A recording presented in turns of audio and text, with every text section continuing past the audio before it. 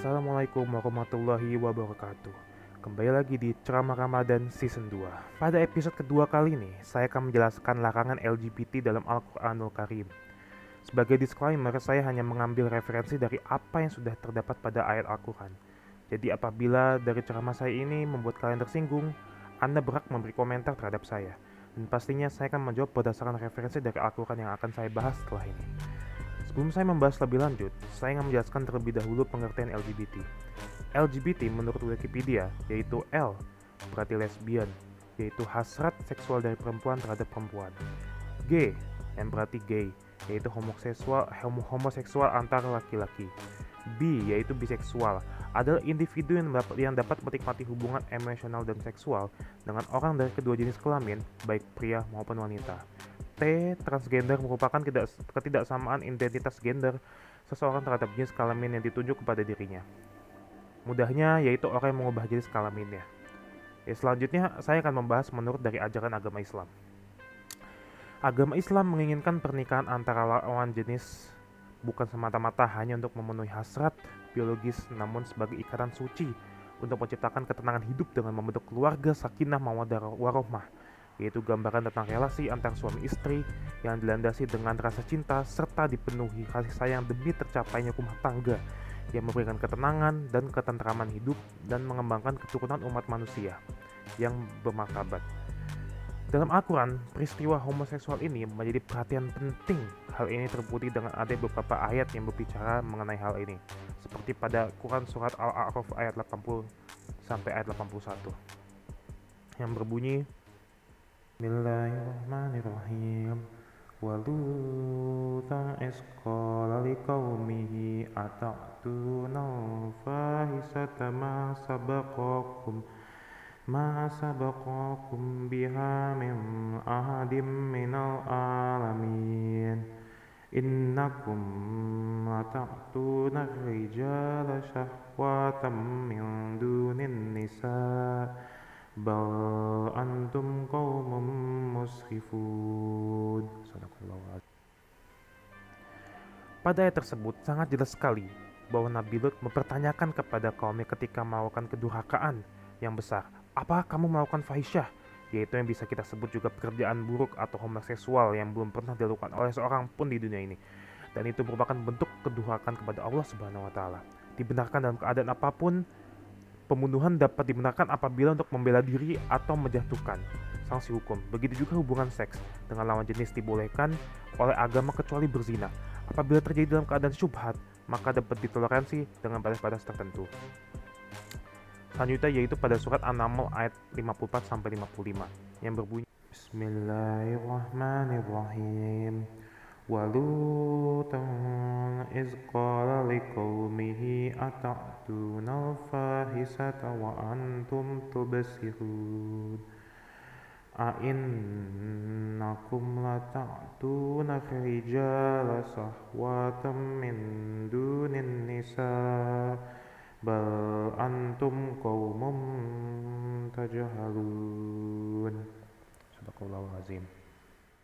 Dari ayat di atas, Nabi Muhammad SAW diingatkan dengan perilaku umat Nabi Lut bahwa apakah kamu tidak berakal atau tidak malu mengerjakan perbuatan fahisyah, yaitu sikap yang sangat buruk dalam pandangan akal dan adat kebiasaan manusia.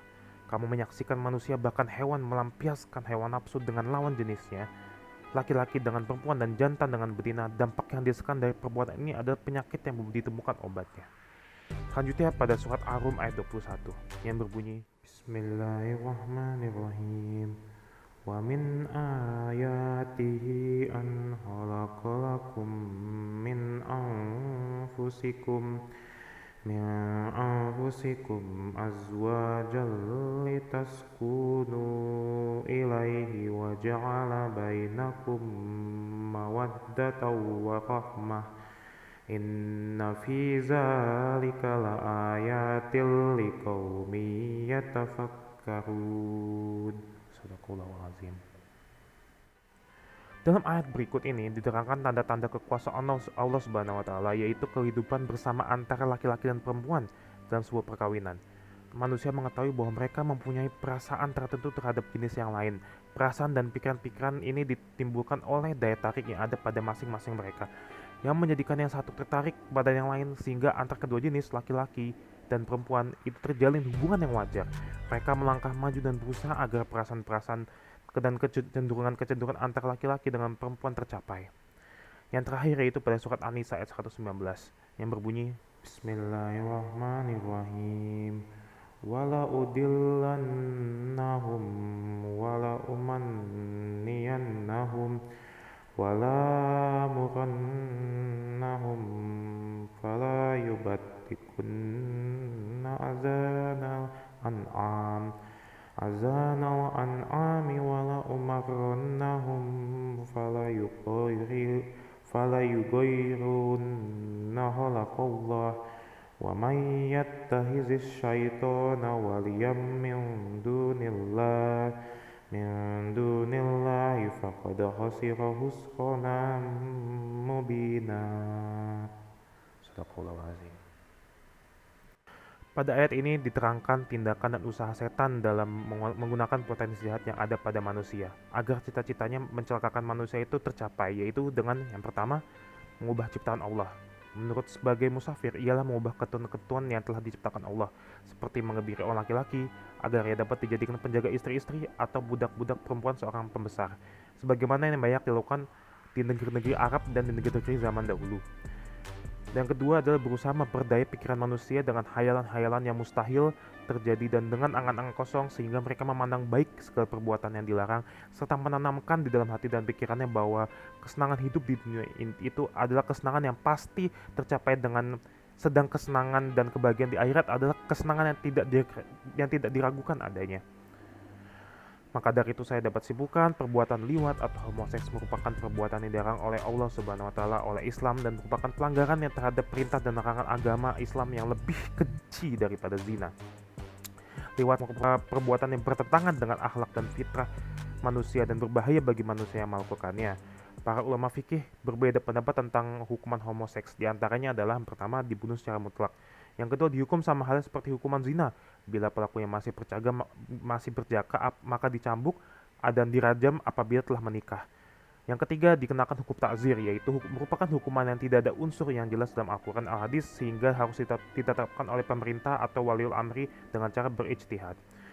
Untuk itu, kita sebagai orang muslim yang ingin berharap dari surga Allah Subhanahu wa taala, maka kita harus untuk tetap berada di jalan lurus dan menjauhi segala hal yang menyimpang. Insya Allah, kita semua dijauhkan oleh hal-hal yang berbelok dari ajaran Islam. Amin ya rabbal alamin. Sekian ceramah dari saya mohon maaf apabila terdapat kesalahan kata-kata maupun perbuatan, karena yang benar hanya dimiliki oleh Allah Subhanahu wa taala. Akhirul kalam, assalamualaikum warahmatullahi wabarakatuh.